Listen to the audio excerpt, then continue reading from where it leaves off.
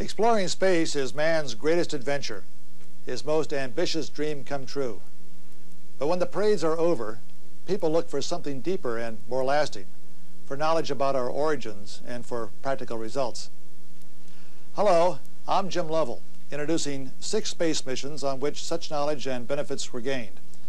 They comprise this volume of America's Achievements in Space, prepared by the Easton Press from the Film Archives of NASA. You will see astronauts on man's most recent expedition to the lunar surface, working against time and a limited supply of oxygen to discover as much as possible about the geology of the moon. In 1972, Gene Cernan and geologist Jack Schmitt searched for rocks that might represent the missing pieces in the puzzle of the moon's history. By June 1973, after sending robots to Mars, Jupiter, and Saturn, NASA was confident enough to launch Mariner 10, the first spacecraft to fly by 2 planets, Venus and Mercury. To astronomers, Venus appears as a featureless white disk, but special cameras aboard Mariner revealed new information about both this planet and the atmosphere of its sister, Earth. Mariner went on to fly by Mercury, not once, but 3 times. The pictures it sent back give a fascinating look at what the Earth was like 4 billion years ago. While the Apollo 17 and Mariner 10 missions were taking place, plans were already underway for the Space Shuttle. Missions shown on this film are working flights. The crews are no longer limited to veteran test pilots, but include civilian engineers and scientists, the first American woman, an American black in space, and a 55-year-old doctor. They launch and retrieve satellites from Earth orbit, referring to themselves as the Ace Moving Company. We deliver and pick up. The practical tasks they perform include making ultra-pure drugs for possible treatment of diabetes and cancer. It has never ceased to amaze me that only 20 years after John Glenn's ticker tape parade, astronauts were doing useful work in space to benefit all those on Earth.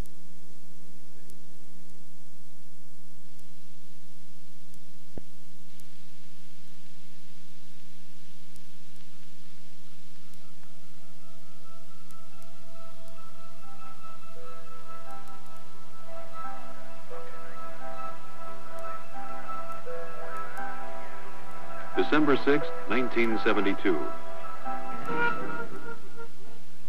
Eugene Cernan, veteran astronaut and commander of Apollo 17. He would be the last Apollo astronaut to stand on the surface of the moon. Dr. Harrison Schmitt, better known as Jack. He would be the first geologist to set foot on an alien world.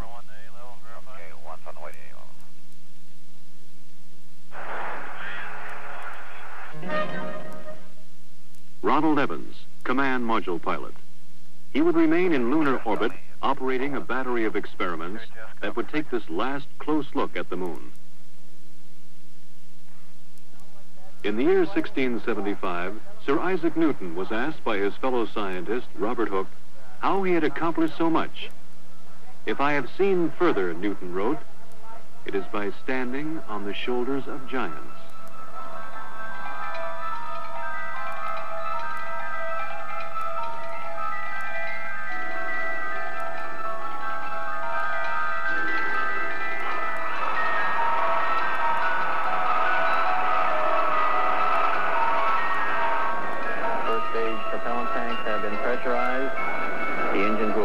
To a thrust of 7.6 million pounds. T-minus 30 seconds. We have a cutoff. We have a cutoff at T-minus 30 seconds.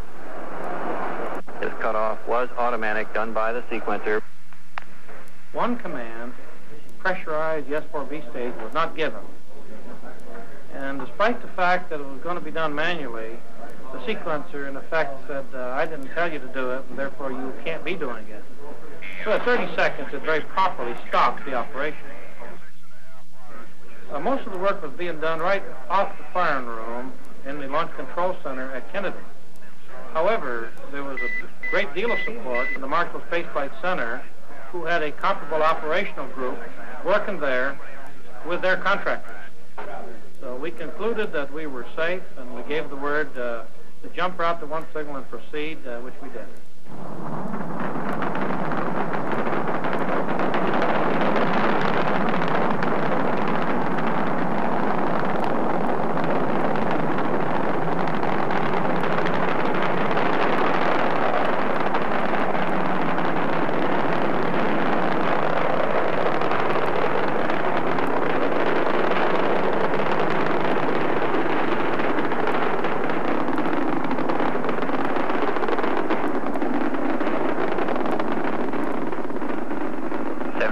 You are go for orbit. Go for orbit. Those are kind words, Robert. We're go for orbit here.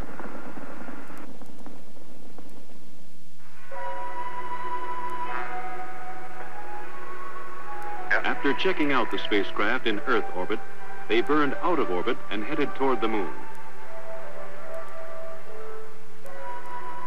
Houston, we're right in the middle of a snowstorm. Ron Evans, at the controls of the Command Module America, moved in to dock with the lunar module Challenger.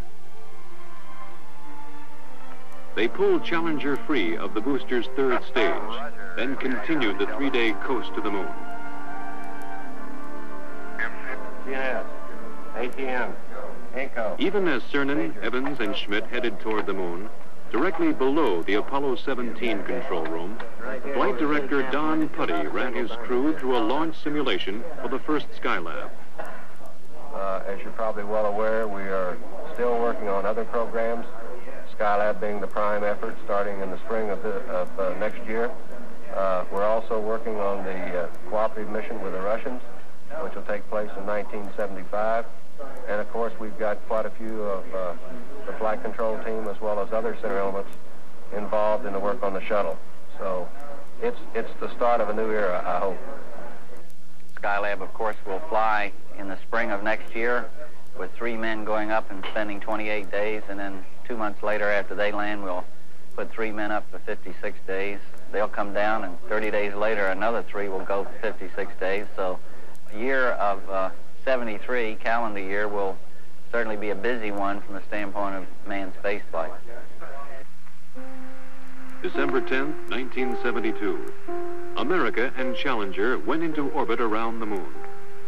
Houston, this is America. You can breathe easier. America has arrived on station for the Challenger head. The next day, December 11th, Cernan and Schmidt entered the lunar module and undocked.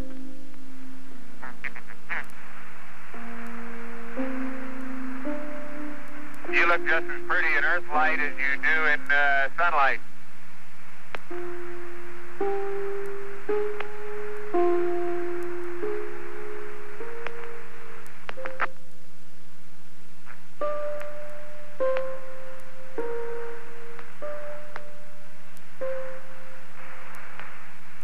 Roger, America.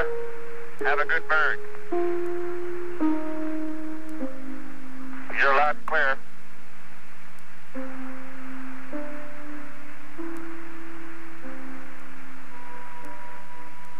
With the command module in the distance, they passed over their landing place, a valley in an area of the moon called Taurus Littrow. Here they hoped to find the youngest material yet sampled and direct evidence of lunar volcanoes.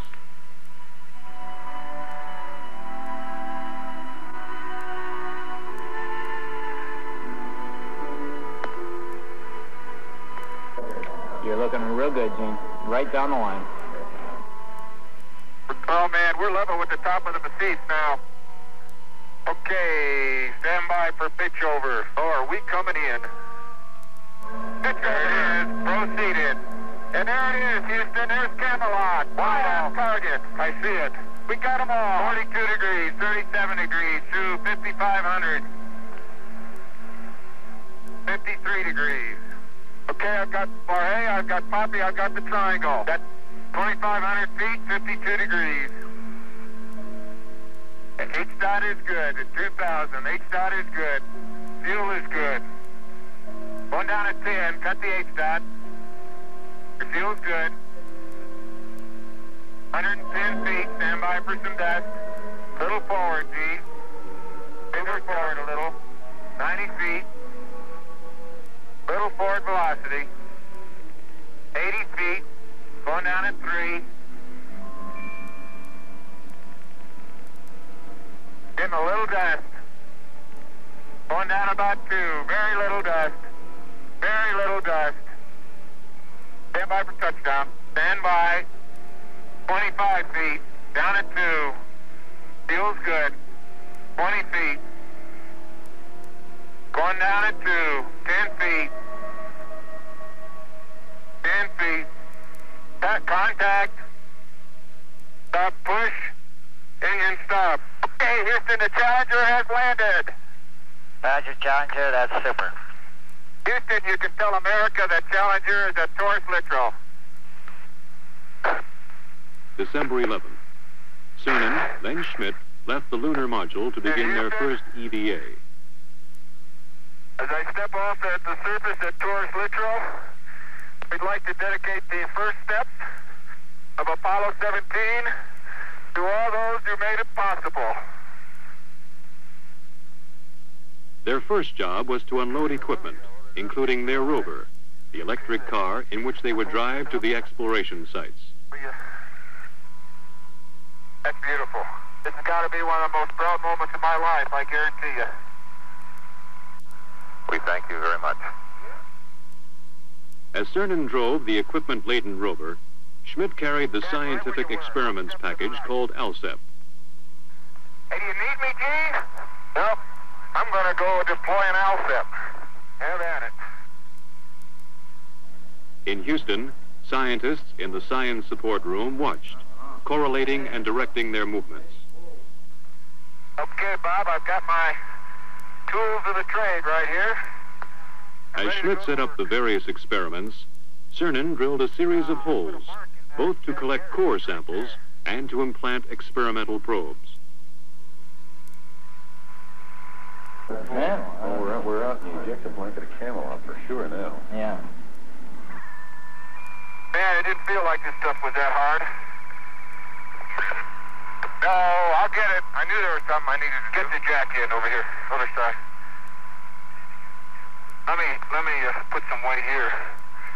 Not going anywhere. Oh, he's going slowly, Bill. Very slowly. I'm gonna get this thing out now that I got it.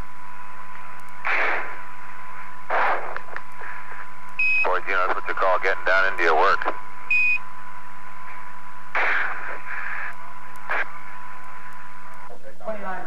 Yeah, it's 29 and a half minutes from now, but remember, they left this side a little bit late. There he is. Okay. Jim, you better make it clear to Parker that we got to pull out. On the moon and on the Earth, they were fighting time now. There are just so many hours of oxygen and water in the backpacks. So many hours of life in the vacuum of the moon. We're up in this area. There you go. Watch that cable. Cable. Oh! Cable. Watch the cable. Cable number 1. You know, they're all fixed, Lee. They'll break the whole world before they'll break the cable this time. With the ALSEP functioning, they left the site for a shortened sampling traverse. Well, many parts of the ALSEP are functioning very well. The heat flow experiment is working excellently. It's transmitting back temperature data. The cooling down is still cooling down from the drilling process, and in a few hours they should be starting to get true heat flow information. Let's see if I can't crack the corner and get that contact. See if I can't get it. Look at the boulders out there. It was time to head back to the Challenger, activate experiments, and get back inside. Man. I was strolling on the moon one day in a merry, merry month of December. No, May's the month. May, that's right. May is the year of the month. As the astronauts rested, engineers in 2 nations were working out technical problems of the Apollo-Soyuz test program, the first joint Russian and American space mission. Well, the prime purpose of the Apollo-Soyuz joint mission is to prove out a compatible docking system and demonstrate that we have compatible operational procedures that will let two different countries dock in space. I think more than that, it has certainly a symbolic meaning of these two large powers learning to work together in space, which I believe are the new seas of mankind, the new frontiers, and work out solutions to problems wherein, although we're very competitive, we can still be cooperative and assist each other. And I think that this Apollo-Soyuz program stands for just that. Oh, what a nice day. Oh, funny, there's not a cloud in the sky, except in the earth. Think that'll stop the dust, that way? They would have one task before they got to work exploring. The previous day, they had broken a rear fender of the rover. The dust thrown up was causing trouble. Apollo 16 commander John Young had worked that night in a pressure suit on a way to fix the fender. Oh, okay. On the moon, the astronauts put it together. The fender section formed from a lunar map, molded with tape, then held in place with clamps from the Lunar Module Telescope. It was a repair that would last the remainder of the mission. Then Schmidt moved out to place one of several explosive packages which would be detonated after they left the moon, mapping the lunar subsurface, much as earthly geologists explore for oil. Cernan would pick him up in the rover for the drive to the first site on this traverse, Station 2. They're somewhere along this rim where they can see. But they're dropping, Bill, so they must be coming across them. We're right where we wanted to be for Station 2, and it looks like a great place. Big blocks, it looks like quite a bit of variety from here. Different colors, anyway. Pretty hard, isn't it? That boulder's gonna roll. Man, that is hard. Just don't stub your toe.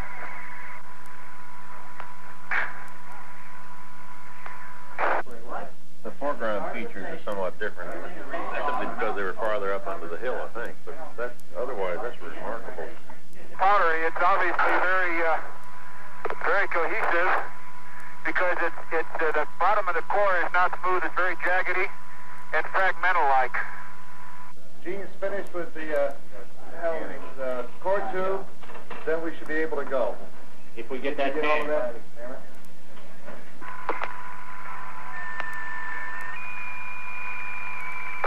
No, dadgummit. Jack Schmidt having a few problems. Come on. They would sample several locations on this EVA, but none would cause more excitement than the find of the crater called Shorty. Oh, hey! There is orange soil. Well, don't move it till I see it. It's all over. Orange! Don't move it till I see it. I've stirred it up with my feet. Hey, it is! I can see it from here. It's orange. That's the volcanic mix. Somebody unplugged silver. Fantastic, sports fans. It's trench time. Jack, that is really orange. I think it's the most exciting we've come across since the beginning of the Apollo program. I believe that it's going to be the most rewarding of all the finds on Apollo. Light gray material on either side. Oh, man, that's incredible. Say, Gene, we're going to have to... That's incredible. You need to get a down sun color. There isn't enough time, Tony, to do it, no matter which way you want to do it. We need more time. We may have to flip. We have to flip 5 in, what we're going to do. He's getting about 3 centimeters of wag. They got to leave at a certain time, regardless of what we got. Willing to give up all the light mantle stuff. They had to leave Shorty Crater and its orange soil and push on. Time, the enemy of the lunar investigator on the moon and on Earth. I can't believe we sampled the whole... I can't believe we sampled the whole thing right on. The precious minutes had run out. Return to the rover, drive back to the Challenger, close out EVA-2. We'd like you to leave immediately. Okay. My golly, this time goes fast. As the last Apollo crew worked on the moon, the engineers on Earth prepared for tomorrow's day in space. I have a model here of the space shuttle. As you see, it resembles a double-wing airplane on top of a propulsion system. The system is going to be designed so all of the costly parts are reusable. Now that we're beginning to understand space, we're beginning to understand the potential, the economic potential. The need is to bring larger arrays of instrumentation up in space. The need to provide man with a real capability to work up in space. Okay, Bob, I'm on the pad, and it's about 4:30, a Wednesday afternoon, as I step out onto the plains of Torres Littoral. Beautiful valley. December 13th. Yesterday, they had explored the south end of the valley. Today, they would go north. Yeah, well, let's ask for an extension. Hey, Jim, this is the last time for you to really go to bat for us, Jim. We know you'll do it for us. Send an extension for that outfit. Yeah. Holy smoly! Why are we on a slope? You okay? Man, that's rough country in there, isn't it? Well, you're looking across Henry. Yeah. And let me see what it is. Apollo science will continue, and I'm sure much of the mysteries will continue to come out for many years to come. But of this I'm sure. Man has learned that space is his to explore, and man will return to space to explore, to the moon and beyond.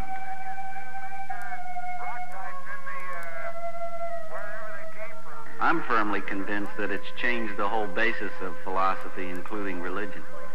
I don't think that we've begun to see what the era of spaceflight really is. We've got a long way to go, and I hope I'm living when we leave this solar system on a venture to find another planet Earth.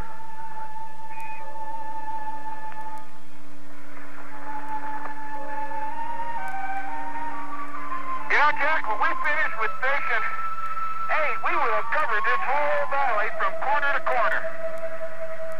That was the idea. Once more, it was time.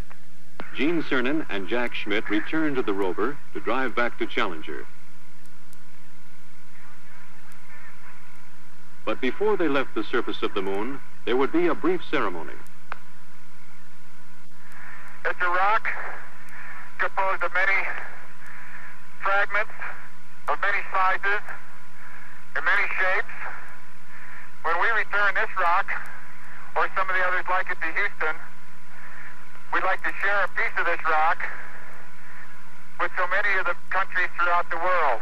We hope that this will be a symbol of what our feelings are, what the feelings of the Apollo program are, and a symbol of mankind that we can live in peace and harmony in the future. And a final word from the last man on the moon. I'd like to just let what I believe history will record, that America's challenge of today has forged man's destiny of tomorrow.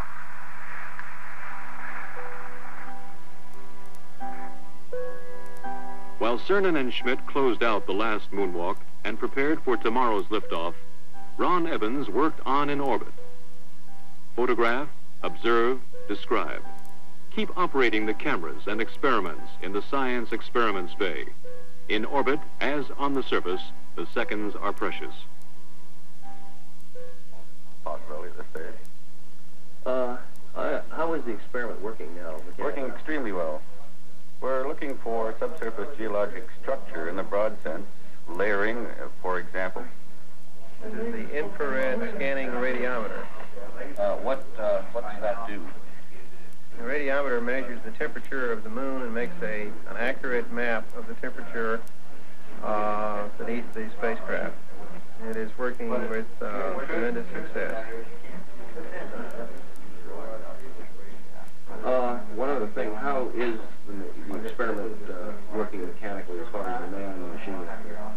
The experiment itself, the hardware is working perfectly, precisely the way it was supposed to work. Everything has functioned properly. An important part of the experiment is it requires the man to operate it. 99, proceeded, 3, 2, 1, ignition. Right away, Houston. Vector good. Ag thought.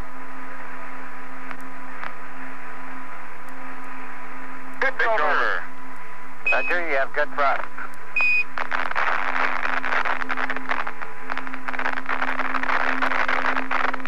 Okay, 30 seconds. 308 your number. Take on through 1,500 feet, and H-dot looks good. On the descent stage of Challenger, forever on the moon, they left a plaque reading, "Here man completed his first explorations of the moon, December 1972 AD. May the spirit of peace in which we came be reflected in the lives of all mankind." One revolution later, Cernan and Schmidt caught up with Evans and prepared for docking. Good to see you. Good to have you all back up here. It's been a good trip. Man, that Challenger's a beautiful vehicle. You betcha. December 16th. Burn out of lunar orbit and head home to Earth. Houston, America has found some fair winds and following seas, and we're on our way home. Hey, this is great. Talk about being a spaceman. This is it. December 17th, 170,000 miles from Earth. Ron Evans left the command module. Hello, Mom. We see you, Ron. Looking great. Okay. Hey, John. How you doing? Hi, Jamie. Evans was retrieving film canisters from the two cameras and the lunar sounding radar, data vital to the scientists on Earth. And the left was in. Before he got back inside, Evans took a last look at the crescent Earth. In 2 more days, they would be home. December 19th. They rode inside a 5,000-degree fireball through the atmosphere of Earth. Stowed in the spacecraft, almost 250 pounds of the moon.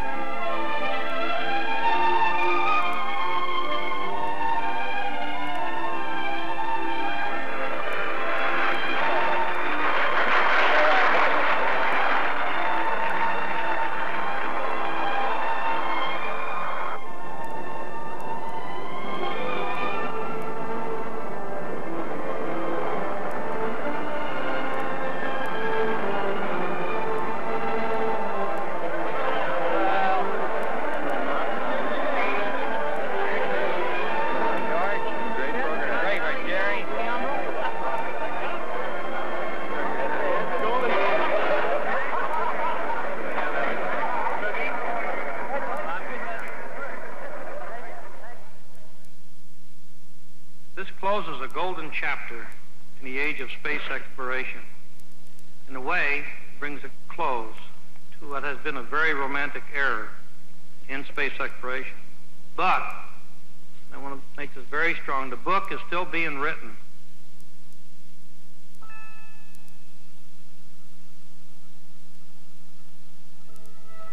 The moon, a lonely world in the absence of man. But here we have left our mark, a signature attesting a legacy to future generations. We've stood on the shoulders of giants and touched the moon.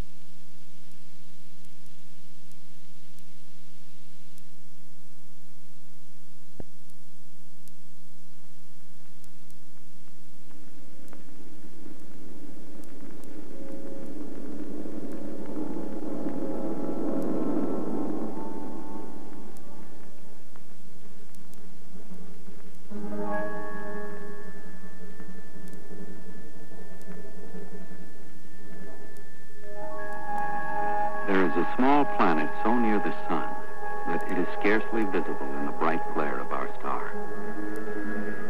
Like an elusive ghost, it is best observed from Earth in the twilight hours, when the sun is gone from the sky. The ancient Romans gave it its name, Mercury. So little was known about the planet that scientists could only guess at its origin and evolution. Like the planet Mars, it could have had violent volcanoes, deep canyons scarred by violent winds, or like our own moon, its surface might be pitted with craters, a record of ancient events written on a planet's surface. The best photographs of Mercury added little to our knowledge. But when man learned to travel in space, the electronic cameras of a spacecraft called Mariner 10 revealed the planet in startling detail.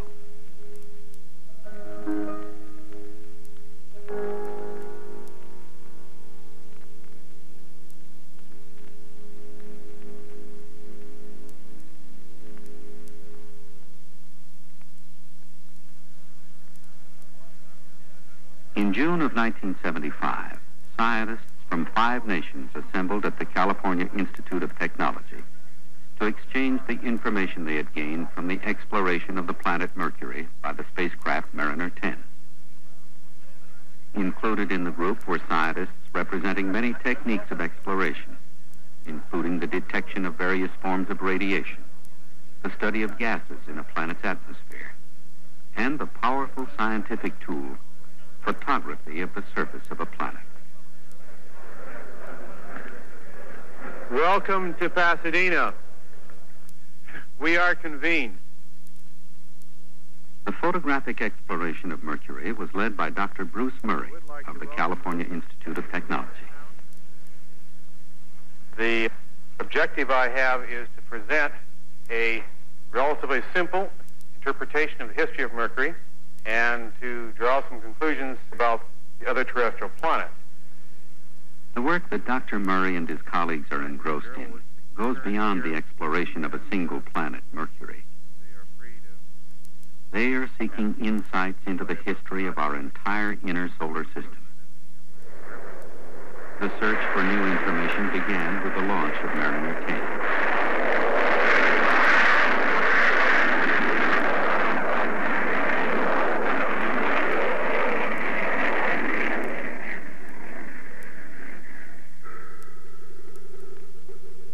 These photographs of the Earth were taken to test the cameras that were to photograph both Venus and Mercury for the first time.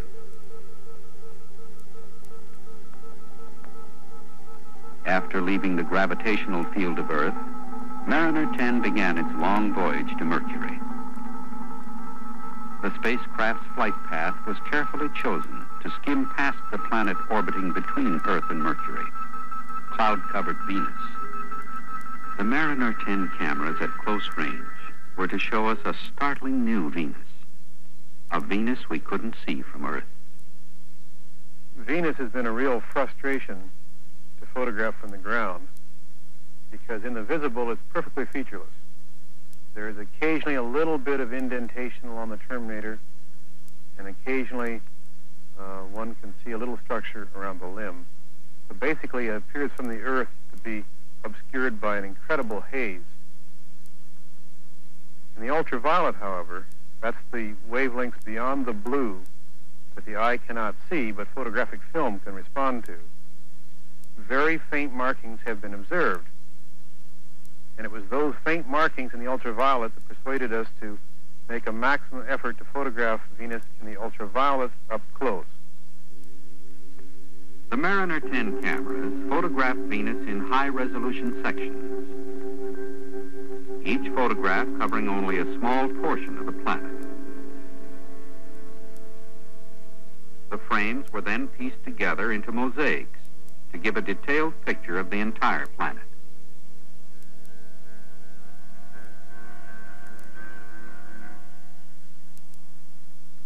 The results of the Mariner 10 photography in the ultraviolet were really good. In fact, much, much better than we had hoped.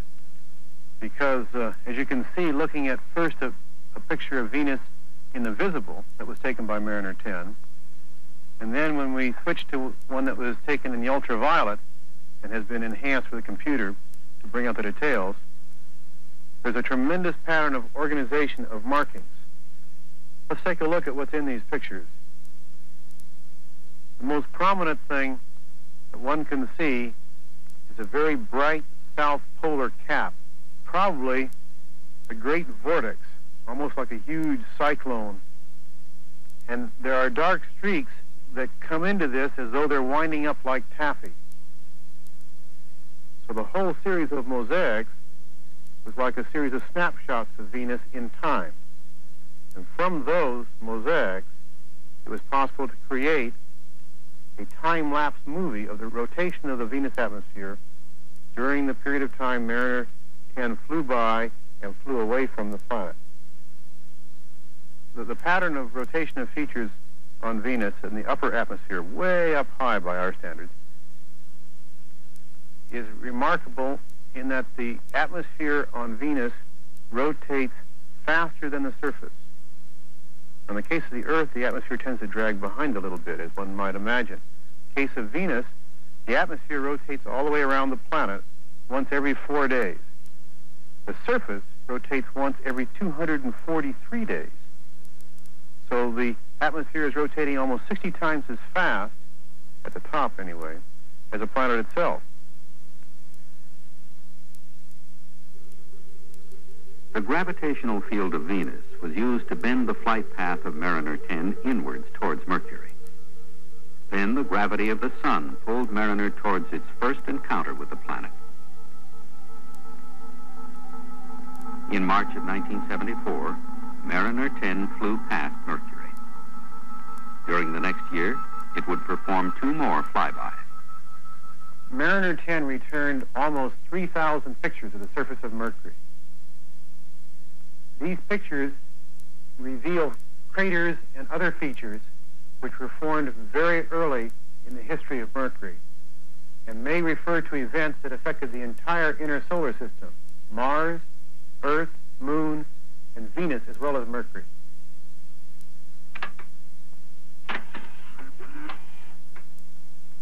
The pictures of Mercury reveal craters and many other features. And to the geologist, these features and these pictures are like the pages of a history book. And the history book for Mercury may go back almost to the formation of the solar system itself.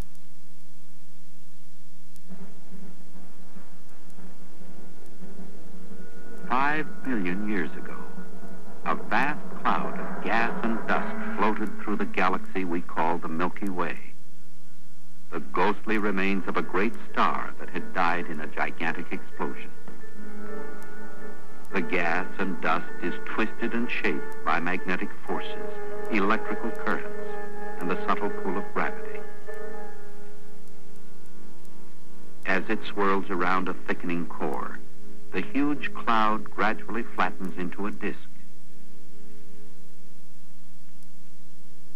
Dust and gas gravitate slowly inwards, and eddies begin to form in the cloud.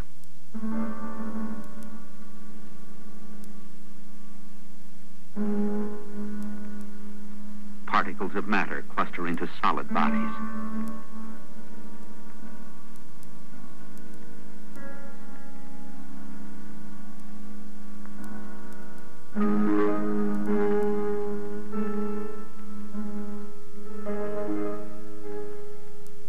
The larger bodies continue to grow, sweeping up particles and dust as they orbit the condensing core of the disk and begin to heat under the increasing gravitational pressures. In the central core of the disk, incredible heat is being generated, hotter and hotter, until it reaches critical temperatures. And then, billions of years ago, a nuclear reaction occurred, and our sun was ignited.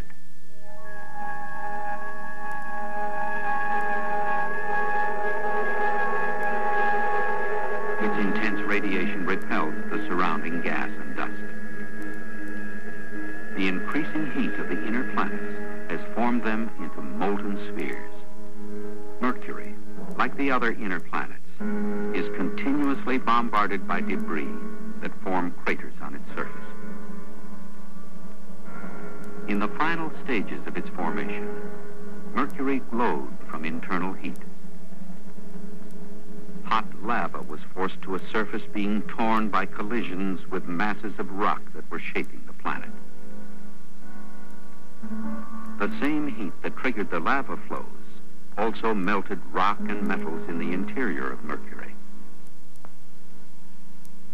Heavy iron concentrated at Mercury's center to form a dense core, which was overlain by a thin shell of lighter material brought to the surface by lava flows. Again, the surface was gouged and pitted by a great series of impacts, leaving huge craters on the surface. The Mariner 10 photographs have revealed these early craters to scientists for the first time.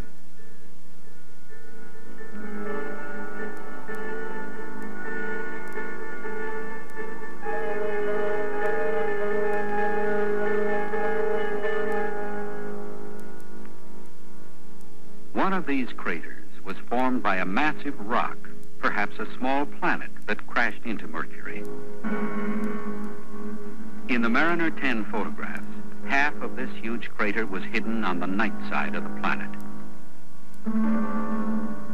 Today, this huge crater is called Caloris. The impact spewed millions of tons of debris across the surface of Mercury, creating a ring of mountain ranges over a mile high. The floor of this basin was split by great surface cracks, wide and deep. As this surface continued to form, deep inside Mercury, its heavy iron core began to contract. The surface buckled, cracked, and great sections, hundreds of miles wide, were split open, leaving immense mile-high walls of rock called scarps.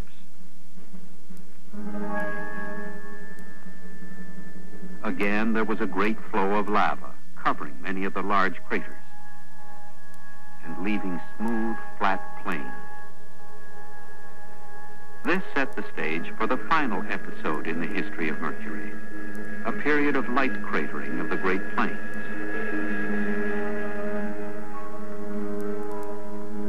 In this time, Mercury died. The internal heat that triggered many of the events in the planet's history turned off. And for 3.5 billion years, Mercury has remained as we see it today.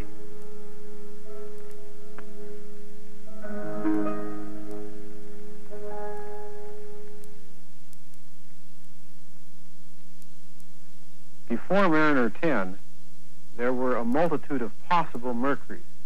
Now there's only one, the Mercury of craters and basins and plains. And this illustrates how photography can be an exploratory tool.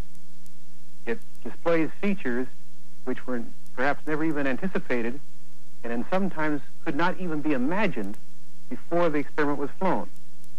In a sense, it provides answers to questions that were not even asked. This was true at Mars when Mariner 4 returned pictures of what appeared to be a moon-like surface. It had been expected that Mars might be very much like the Earth, with folded mountain ranges and many other Earth-like features. Instead, it looked like the moon, and that was a big shock. And it was an even bigger shock when Mariner 9 in 1971 visited Mars again and found huge volcanoes and even some peculiar sinuous channels that looked like they might have been formed by flowing water at some point in Mars's history. Now Viking has transported man's vision to the actual surface. The fantasy of science fiction has been replaced by the strange, lonely reality of the Martian landscape. When Mariner 10 flew by Venus, it discovered an unexpectedly well-organized set of cloud motions. And the unexpected was certainly encountered in the case of Mercury, which turned out to exhibit not only moon-like features on its surface, but a sequence of events there that seemed to be very similar to those of the moon. And that's extraordinary, because Mercury is very different inside compared to the moon. And that means it must have had a different history of heating and modification of the surface from the inside. And furthermore, it lives in a very different part of the solar system, much closer to the sun. And therefore, it must have experienced a different exterior history as well. And yet, the pictures show that Mercury has a surface history very similar to that of the moon. And to me, that's extraordinary. A comparison of the craters on the Moon, Mercury, and Mars shows that these inner planets were subjected to cratering at the same time. Before Mariner 10, it was believed that the source of cratering of the inner solar system was the asteroid belt orbiting beyond Mars. Because of the difference in distance from the belt, it was assumed that no two planets would be cratered the same. Those planets farther from the asteroid belt, like Mercury, would have fewer craters. But a careful count of the craters on Mercury and a comparison with those on the Moon and Mars showed them all to be roughly equal. If the crater count is equal, then the source could not be the asteroid belt, but must have come from elsewhere in the solar system. One strong possibility is the planet Jupiter, with a gravitational attraction second only to the Sun. It is possible that on 2 occasions, Jupiter literally hurled millions of tons of rock inwards towards the Sun to impact the planets of the inner solar system, including Mercury. This cratered record on Mercury was read 3 times because of a fortunate coincidence. Mercury's orbit around the Sun is 88 Earth days. Mariner 10's orbit was twice as long, or 176 days. These synchronous orbits allowed Mariner 10 to fly past Mercury a second and third time.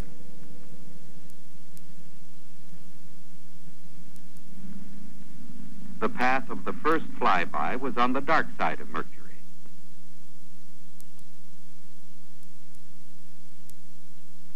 The second encounter sent the spacecraft past the light side of the planet specifically for photography. After another 6-month journey around the Sun, Mariner 10 made its third and final encounter to look again at a major discovery made during the first flyby: the presence of a magnetic field around Mercury, similar to Earth. A bow shock wave blocks the solar wind from the Sun and deflects it around the planet, creating an environment similar to the magnetic field around Earth. This discovery was a surprise because Mercury's slow rotation, about once every 57 Earth days, had led scientists to believe that the planet could not generate a magnetic field. It is believed that Earth's magnetic field is generated by an interaction between the planet's faster rotation and its molten core. Mariner 10's discovery may change theories on how these fields are formed and has given scientists their first opportunity to compare two magnetic fields in the inner solar system. There were other measurements made at Mercury by Mariner 10. Infrared showed that Mercury's surface ranges in temperature from 700 degrees Fahrenheit to 300 degrees below zero, the widest temperature range of any planet. The ultraviolet experiment revealed that Mercury has a very thin atmosphere of helium. Sensors measured the invisible cosmic rays which flood our solar system at tremendous speeds, penetrate any surface, and are unaffected by gravitational forces. Their source is unknown. Exploration is an adaptive process. Each new piece of information adds to the value of others that were accumulated earlier. We had the results of the Apollo program on the moon to help us understand the timescales and to some extent the processes we were seeing when we looked at Mars with Mariner 9. Now that Mariner 10 has looked at Mercury, we can begin to compare it with the moon and Mars and begin to realize that there is a common solar system history which has been recorded on these planets, whose early surfaces have not been erased by erosion and other atmospheric processes. That same common history affected the Earth too. And so by looking at these surfaces, reading those records, we're in fact looking back into the Earth's history, into a heretofore unexplored domain of time, our own history on the Earth. Now we can begin to compare and contrast, to look for similarities and differences, and try to recognize our family relationships among the terrestrial planets. Are we cousins or brothers, or are all of us bizarre strangers that happen to inhabit the same portion of the solar system? That's the task of comparative planetology. That's where we go from here.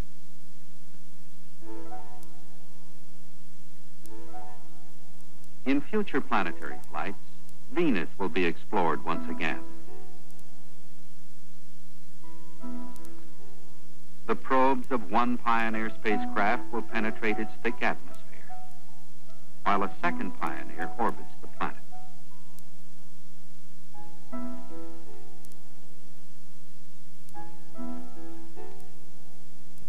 Two Mariner-class spacecraft will explore the planet Jupiter, and then fly outward to reach Saturn. One of the Mariners may be sent on to the planet Uranus, over 1.5 billion miles from the sun. And someday in our future, we will send intelligent machines, robots, to explore the hostile surface of Mars, and perhaps even the ancient moons of Jupiter and Saturn.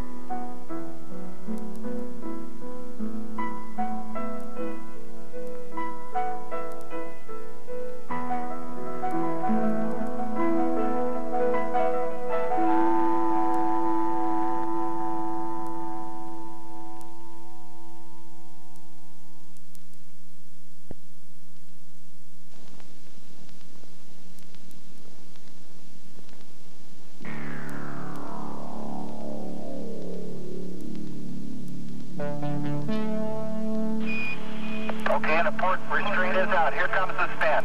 Here it goes. Yeah, we see it down here, Bill. It's beautiful. Okay, Mike, we're at 52, coming back down to 51 RPM. Roger, we copy. You guys look good. And Columbia, Houston, everyone down here is go for deploy with 2 minutes left over Hawaii. And so is everyone up here. Roger, we copy.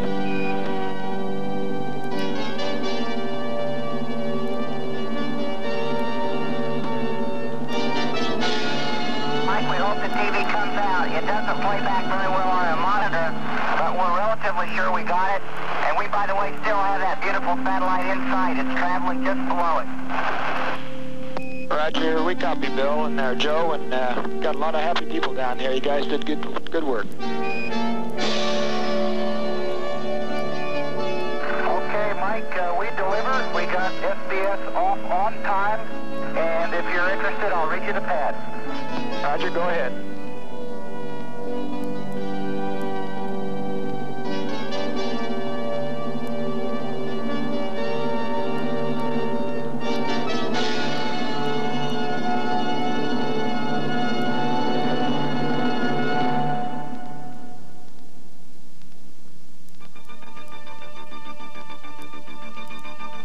Deliver the crew of Shuttle Mission 5 did. Only 8 hours into the first operational flight of the Space Shuttle program. 5th flight of the orbiter Columbia. The first 4 missions were test flights to prove the space transportation system could provide access to low Earth orbit on a routine basis. Those missions laid the groundwork for the operational era. Shuttle Flight 5 was the beginning of that era.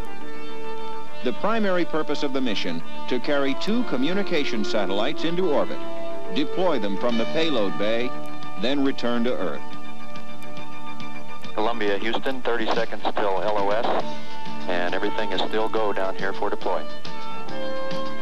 Roger, Brian, we copy that. Thank you very much. We're looking forward to having a good one. Roger, and good luck.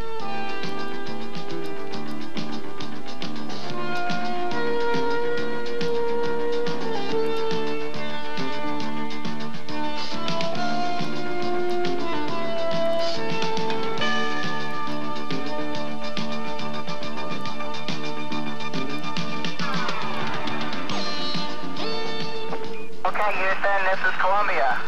We are 2 for 2. We deliver.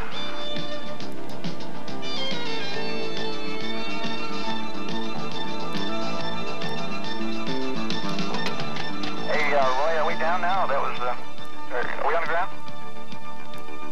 Absolutely. A flawless landing. Only minutes after sunrise at Edwards Air Force Base, California, ended Columbia's 5th mission.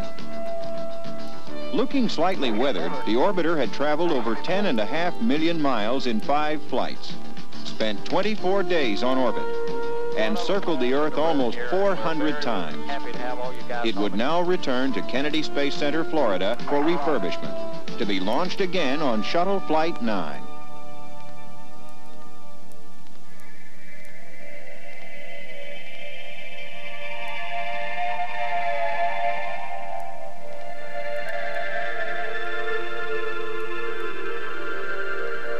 The newest orbiter in NASA's fleet, Challenger, would fly on Shuttle Flight 6. Many weight-saving improvements had been made. The orbiter itself was almost 2,500 pounds lighter because of structural changes. The external tank weighed 10,000 pounds less than the one used on Shuttle Flight 1. The solid rocket boosters were almost 4,000 pounds lighter. The 3 main engines were upgraded to 104% of rated thrust. A blanket-like thermal material replaced 600 thermal tiles in non-critical areas, and all 30,000 tiles were densified to improve their durability. This stack could carry over 17,000 pounds more into orbit than Columbia. Minus 15, 14, 13, 12, 11, 10. We'll go for main engine ignition. 7, 6. We have main engine ignition.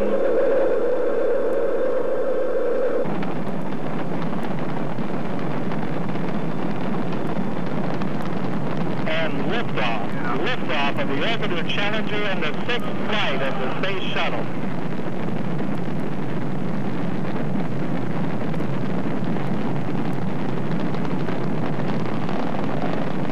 The shuttle has cleared the tower. Challenger's underway. We got a roll program. Houston copies, Challenger.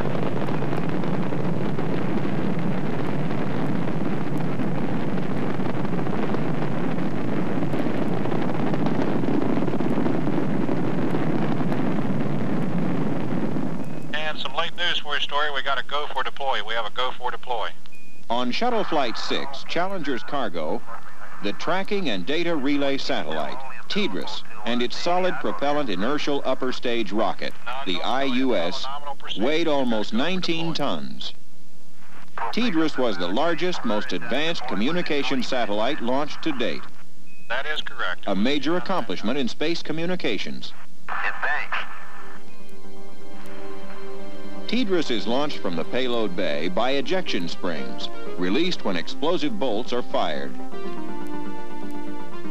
After Shuttle moves a safe distance away, the first stage of the IUS rocket fires to boost the satellite from 150 miles to 22,300 miles in altitude. Then the first stage separates. Shortly thereafter, the second stage of the IUS rocket fires to circularize the satellite's orbit. Solar panels and antennas are deployed to provide power and tracking and data relay capability.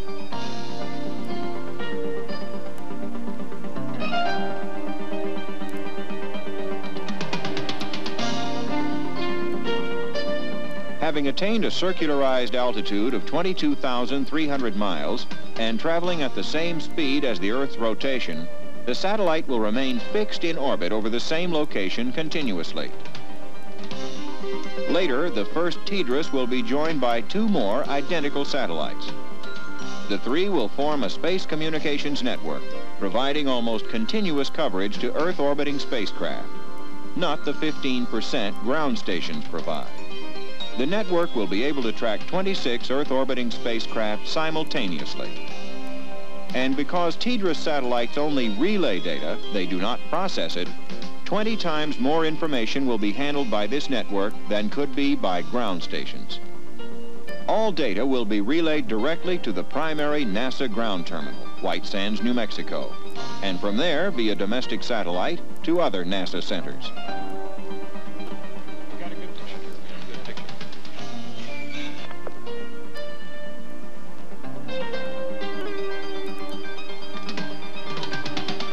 Hello there, we're with you over... Launch of TDRS was on time and nominal. First stage firing of the inertial upper stage also went well. And Sunnyvale and White Sands send you a special attaboy. However, halfway through the second stage firing, ground controllers lost communication with the satellite. It was an hour before even intermittent signals were picked up. They indicated TDRS had not yet separated from the IUS, and that both were tumbling at a very high rate of speed. Receiving only intermittent signals from TDRS, using short-life batteries which would soon be depleted, and getting no response to signals sent from the ground, made the outlook for TDRS bleak. Several more hours passed, and then something remarkable happened.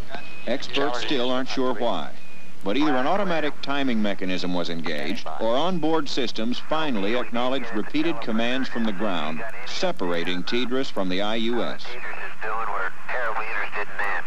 Well, I do have some words. Now on its own, the satellite stopped tumbling. Ground controllers commanded deployment of the solar array and antennas. However, they quickly learned TDRS was way off course and drifting farther every day. Their only hope of getting it back on course was to use the tiny hydrazine thrusters originally designed for minor attitude and velocity adjustments, not for boosting the 2.5-ton TDRS over 8,500 miles farther into space. But at least the satellite was not lost. NASA officials immediately put their plan into effect.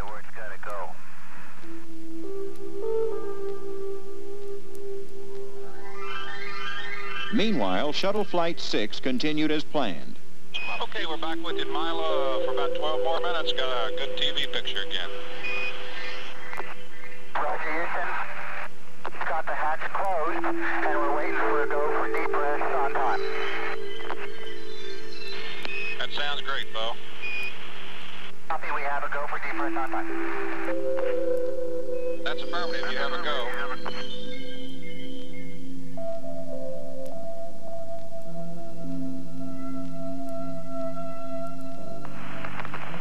And Challenger, Houston's with you over Guam for about 7.5 minutes. Roger, hatch is open. EV1 is halfway out. They're configuring the airlock, getting ready for Dawn to come out. Okay, we're watching. Houston, we have a suggested setting for the DAC camera now when it's unlighted. Okay, Dawn. This was America's first spacewalk in 9 years. The astronauts were attached by safety tethers to slide wires running just inside the payload bay. They wore a new design in spacesuits, also called extravehicular mobility units.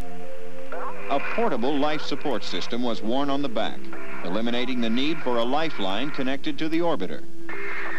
These suits are not custom built for each astronaut. Tops and bottoms of different sizes can be mixed. They are also more flexible than previous spacesuits.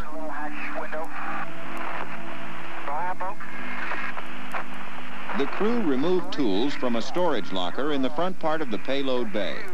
Hooked on the door here, Connie. You want me just to leave it there? That's the inner hatch. I think it's a fine place to leave it. All right, I shall. Then moved aft again. Using a cable run through a winch mounted on the bulkhead, then tied to the cradle that had held the IUS, the astronauts demonstrated they could have lowered the cradle manually had commands from on board failed. There is Velcro here over the outer hatch. That's what I'm going to do, sorry. Velcro in the inner hatch over there. The Velcro, I'm afraid I'll kick it loose. Winch operations were tested on the front bulkhead using an exergenie as a load to see how many pounds the winch and line could handle. The back pocket. Okay, I'll try that. Lastly, the tools were re-stowed, and the astronauts re-entered the spacecraft. I believe you've done it, Stuart.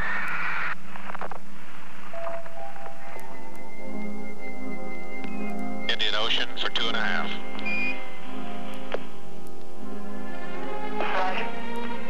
Perhaps the most visually spectacular mission since America's first landing on the moon, Shuttle Flight 7 gave us our first glimpse of the orbiter from a distance. Another space first. John, we have had one more of those intermittent dropouts, but the spas came right back up and no other problems. Thank you.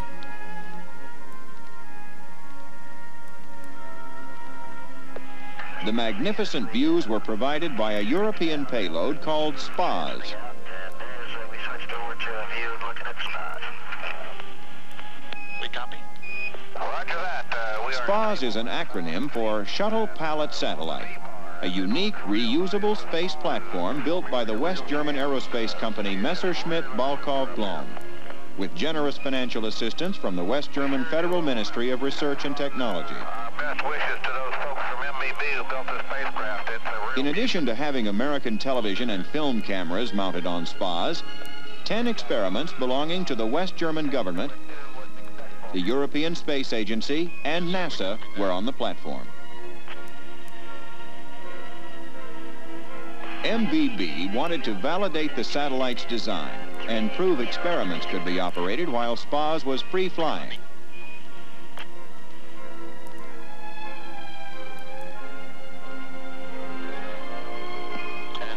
NASA wanted to show the remote manipulator system could handle the 2.5-ton payload. And TJ, we just turned on the mass spec to warm it up. I assume that you wanted us to do that. Affirmative, Sally. Thank you. Okay, TJ, we're with you, and John performed a beautiful release. Wonderful, wonderful. The orbiter's ability to station keep with SPAS was also demonstrated. At this point, they are 1,000 feet apart.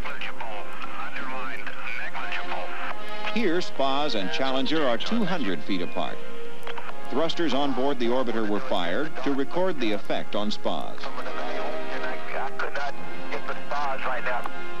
SPAS was rebirthed for return to Earth. They sure are nice. I've been told that some crews in the past have announced that we deliver. Well, from Flight 7, we pick up and deliver. We certainly hope so. The remark by Shuttle Flight 7's commander meant not only had the SPAS operation been successful, but that the crew also deployed 2 communication satellites. A Canadian satellite to be used for one of the world's first direct-to-home pay TV services, and an Indonesian satellite. It would increase high-speed data transmission and telecommunication service to that country's remote island locations.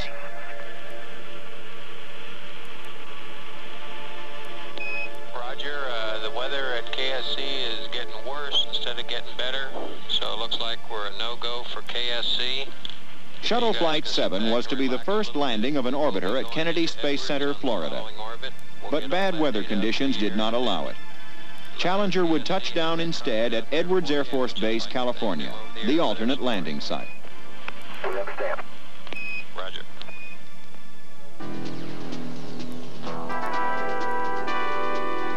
During the period of communications blackout, usually lasting about 15 minutes, temperatures on the vehicle's surface reach their peak. The temperature of the red-hot glow seen through Challenger's front windows was about 2,400 degrees Fahrenheit. One astronaut described the view as like being inside a furnace.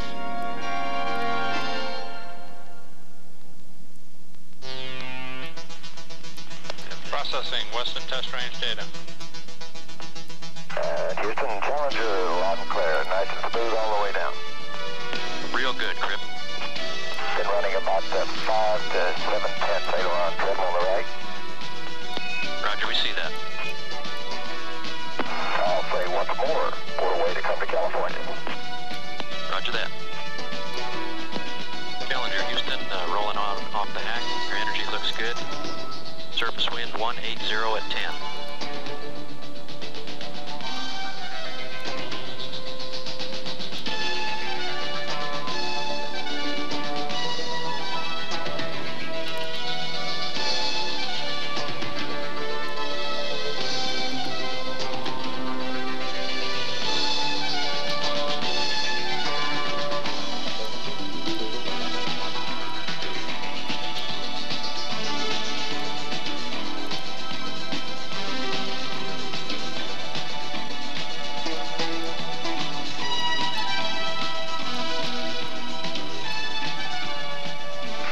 Challenger is will stop. Roger, we see that. Congratulations, a great looking landing. Roger that.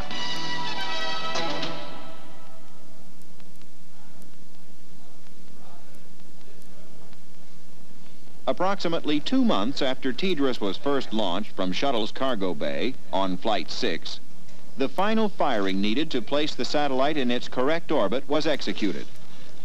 Copy. Go ahead for the burns.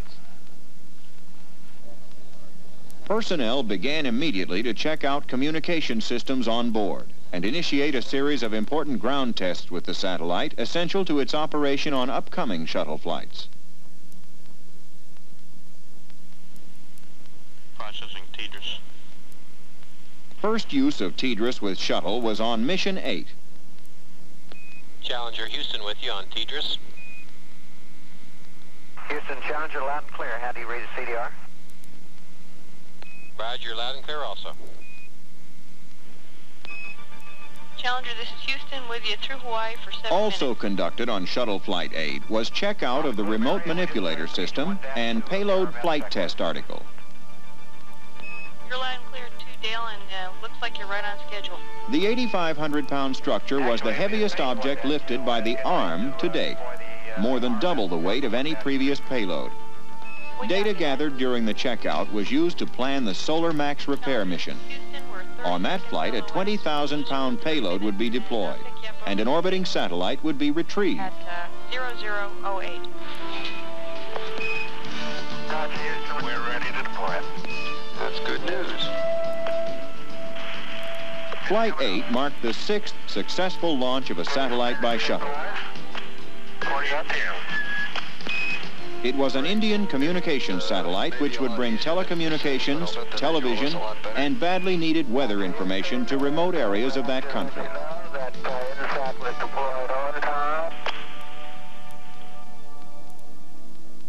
Because Challenger was launched at night on Shuttle Flight 8, parts of the southern hemisphere never seen or photographed from space were visible during daylight hours.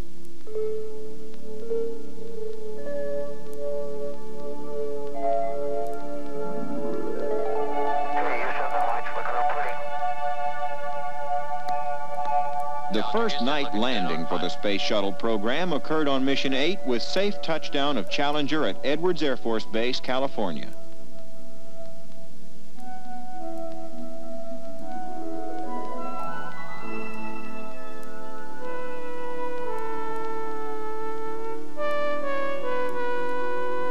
After making its first voyage into space on Shuttle Flight 4, the Continuous Flow Electrophoresis System, CEPHAS, flew again on Shuttle Flights 6, 7, and 8. The device is a prototype of a production unit to purify material for the treatment of disease. It was built by McDonnell Douglas Corporation and flown on Shuttle as part of a joint agreement between NASA, McDonnell Douglas Corporation, and Ortho Pharmaceuticals Corporation, a subsidiary of Johnson & Johnson. Challenger, Houston. Combined results from Flight 6 and 7 demonstrated that CEPHAS could separate over 700 times more material, and in purities 4 times higher than could be achieved in Earth's gravity. Go ahead. Shuttle Flight 8 was the first use of CEPHAS to separate living cells. Some of the samples were separated to continue research at Pennsylvania State University and Johnson Space Center, Texas. The McDonnell Douglas samples were used to further diabetes research at Washington University Medical School, Missouri. Other scientific activity conducted on Shuttle Flights 5 through 8 also focused, as the CEPHAS had, on research and materials processing, greatly enhanced when performed in the weightlessness of space. The monodisperse latex reactor flown on Shuttle Flights 3 and 4 flew again on missions 6 and 7 in a continuing attempt to improve the production of polystyrene latex microspheres for cancer research and treatment and glaucoma research. 5 student experiments flew on the 4 shuttle flights as part of an annual science competition co-sponsored by NASA and the National Science Teachers Association. Studies ranged from fluid convection to sponge and crystal growth to biofeedback. A total of 23 getaway special canisters were flown on Shuttle Flights 5, 6, 7, and 8. Some contained stamped envelopes from the U.S. Post Office commemorating spaceflight. Others grew snow, exposed seeds to zero gravity, and studied the effects of weightlessness on a colony of ants. NASA's Getaway Special program is a unique opportunity to fly small, self-contained payloads on board shuttle on a space-available basis at a very low cost. Perhaps the studies with the most human interest were those done on space adaptation syndrome, also known as space motion sickness, a malady which affects approximately half of all astronauts. The most extensive studies of SAS were done on Flight 8, focusing primarily on the neurological system. Oral sensitivity was tested, eye movements, and repeated physical motion. Measurements were taken of limb volume and external tissue pressure. If any of these tests looked torturous, it's no wonder the crew dubbed the doctor's mid-deck working area a chamber of horrors, and mockingly gave him a taste of his own medicine.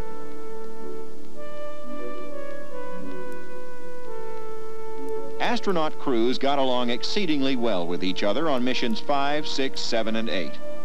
Yet they were the largest, most diverse crews in the history of spaceflight.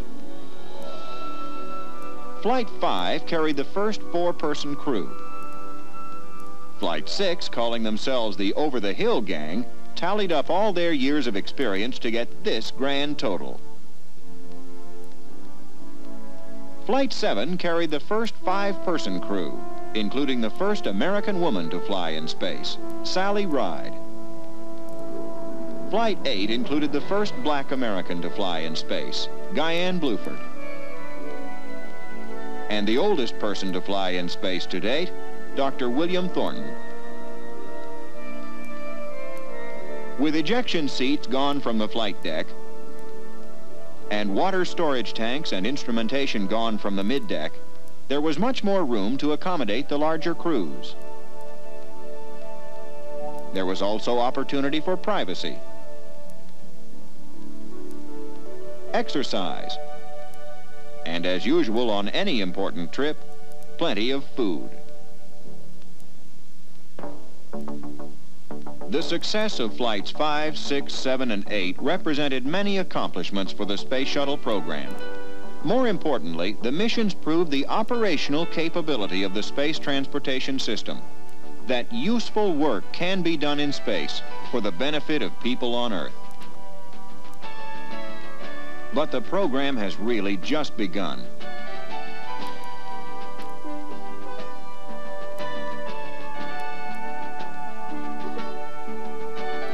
Third orbiter in the shuttle fleet, Discovery, will be launched in 1984.